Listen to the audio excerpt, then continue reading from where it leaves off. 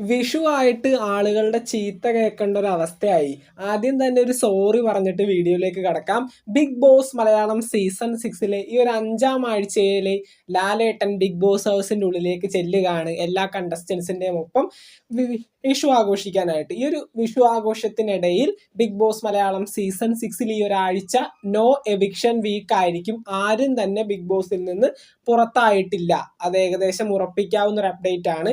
ഇനി എന്നെ ചീത്ത പറയുന്ന കാര്യം ഞാൻ പറയാം. ഇന്നലെ ഞാൻ ജാൻമണി പുറത്തായി 100% വിശ്വസിക്കാം എന്നുള്ള രീതിയിൽ ഒരു വീഡിയോ ഇട്ടിട്ടുണ്ടായിരുന്നു.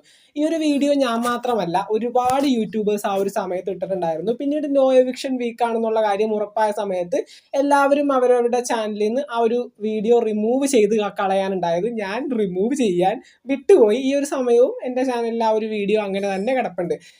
ജാൻമണി പുറത്തായി എന്നുള്ള കാര്യം ഏകദേശം നമുക്ക് ഉറപ്പിക്കാവുന്ന ഒരു സോഴ്സിൽ നിന്ന് തന്നെ കിട്ടിയ ഒരു അപ്ഡേറ്റ് ആണ്. നമ്മൾ ഏകദേശം ബിഗ് ബോസ് മലയാളം സീസൺ 5 ആദ്യ ഘട്ടം മുതൽ ഈ ഒരു ഇൻഫർമേഷൻസ് ഒക്കെ എടുക്കുന്ന ഒരു സ്ഥലത്ത് നിന്ന് കിട്ടിയ ഒരു അപ്ഡേറ്റ് ആണ്. എന്നെ അവർ ഇതിനു മുന്നും ഇതുപോലെ പറ്റിച്ചിട്ടുണ്ട്. നമ്മുടെ Bigg Boss Malayalam season 5 Rinosh ഒരു നമ്മുടെ ചൊറിച്ചിൽ വന്നിട്ട് ബിഗ് ബോസിൽ നിന്ന് പുറത്തായി. ഇവിടെ അടിവയറ്റിൻ്റെ അവിടെ ആ ഒരു സമയത്ത് റിനോഷ് ബിഗ് ബോസ് ഹൗസിലേക്ക് എത്തുന്നു, വീണ്ടും റീ എൻട്രിയിലൂടെ വരുന്നു എന്നുള്ള രീതിയിൽ അവരെന്നോട് പറഞ്ഞു. ഞാൻ ഇതുപോലെ തന്നെ വീഡിയോ റെക്കോർഡ് ചെയ്ത് അങ്ങ് ഇട്ടു. പിന്നീട് അന്ന് നല്ല ചീത്തവിളിയായിരുന്നു. റിനോഷ് വരുന്നില്ല, റിനോഷ് പുറത്തു പോയി, അങ്ങനെ ഒരു പ്രാവശ്യം അവരെന്നെ പറ്റിച്ചിട്ടുണ്ട്. പക്ഷേ അതിനുശേഷം അങ്ങനെയൊന്നും ഉണ്ടായിട്ടില്ല. അതിന് മുന്നും അത്തരത്തിലുള്ള പരിപാടിയൊന്നും ഉണ്ടായിട്ടില്ല. പിന്നീട് ഇപ്പോഴാണ് അവരെന്നോട് 100% ഉറപ്പ് പറഞ്ഞതുകൊണ്ടാണ് ഞാൻ ആ ഒരു പെർട്ടിക്കുലർ വീഡിയോ ചെയ്തത്. പക്ഷേ നോ എവിക്ഷൻ വീക്കാണ്.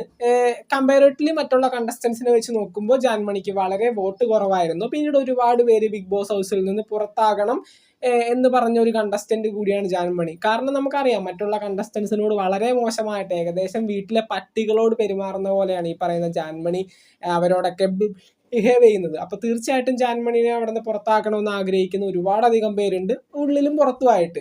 അപ്പോൾ ജാൻമണി ഇന്നലെ എവിക്ഷൻ ഉണ്ടായിരുന്നെങ്കിൽ തീർച്ചയായിട്ടും ജാൻമണി പുറത്തായാനെ. ഇന്നിപ്പോൾ ഇങ്ങനെ ഒരു ആഴ്ച ആയതുകൊണ്ടും ഇത്തരത്തിലൊരു ആഘോഷം ആയതുകൊണ്ടും ലാലേട്ടൻ ബിഗ് ബോസ് ഹൗസിനുള്ളിലേക്ക് ചെല്ലുന്നത് കൊണ്ടും ഈ ഒരാഴ്ച നോ എവിക്ഷൻ വീക്കാക്കി മാറ്റിയിരിക്കുകയാണ്. ഈ ഒരു സീസൺ ഫോളോ ചെയ്യുന്നത് ബിഗ് ബോസിന്റെ തമിഴും ഹിന്ദിയും സീസണുകളെയാണ്. ഒന്നിലധികം വൈൽഡ് കാർഡ്സിനെ ഉള്ളിലേക്ക് കയറ്റിവിടും. എന്നിട്ട് അതിനടുത്ത ആഴ്ചയും അടുത്ത ആഴ്ചയൊക്കെ ആയിട്ട് ഈ പറയുന്ന എവിക്ഷനും കാര്യങ്ങളൊന്നും വെക്കില്ല. എന്നിട്ട് 100-ന് മുകളിൽ നാളുകളിൽ ഈ ഒരു ഷോ ഓടിക്കും. ഏകദേശം 105-ഉം 106-ഉം ഡേയ്സ് ഈ പറയുന്ന ബിഗ് ബോസ് സീസണുകൾ നമ്മുടെ ഹിന്ദിയിലും തമിഴിലൊക്കെ ഓടിയിട്ടുണ്ട്. അത്തരത്തിൽ ഏറ്റവും അവസാനത്തെ ആഴ്ചയിലേക്കൊക്കെ വരുന്ന സമയത്ത് 2-ഉം 3-ഉം ആൾക്കാരെയൊക്കെ ഒന്നിച്ചൊന്നിച്ച് ചടപടയെന്ന് പറഞ്ഞങ്ങാട് വിടും.